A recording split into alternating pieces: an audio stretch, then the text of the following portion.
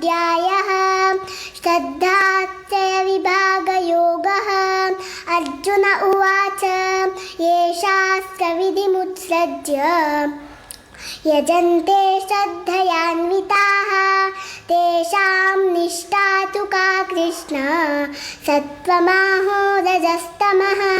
श्रीभगवानुवाच त्रिविधा भवति श्रद्धाः देहिनां सा स्वभावजा सात्विकी राजसी चैव तामसी चेति तां शृणु। सत्त्वानुरूपा सर्वस्य श्रद्धा भवति भारत। श्रद्धामयोऽयं पुरुषो यो यच्छ्रद्धः स एव सः।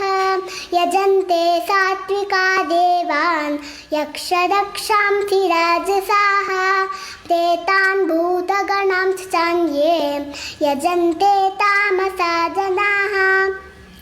अशास्त्रविहितं घोरं तप्यन्ते ये तपो जनाः दम्भाहङ्कारसंयुक्ताः कामरागबलान्विताः कर्षयन्तः शरीरस्थं भूतग्राममचेतसः मां चैवान्तशरीरस्थं तान् विद्यासुरनिश्चयान्।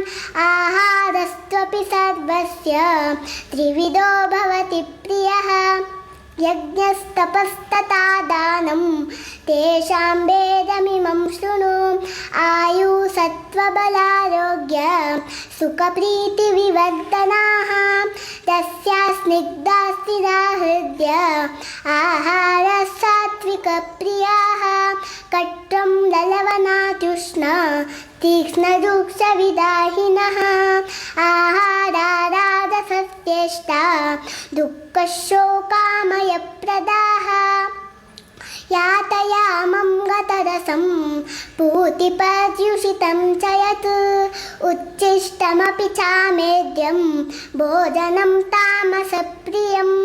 ॐ तत्सत् इति श्रीमद्भगवद्गीतासु उपनिषत्सु ब्रह्मविद्यायां योगशास्त्रे श्रीकृष्णार्जुनसंवादे श्रद्धात्रयविभागयोगो नाम सप्तदशोऽध्याये दशश्लोकानि सम्पूर्णः। हरिः ओम्। श्रीगुरुभ्यो नमः। धन्यवादः।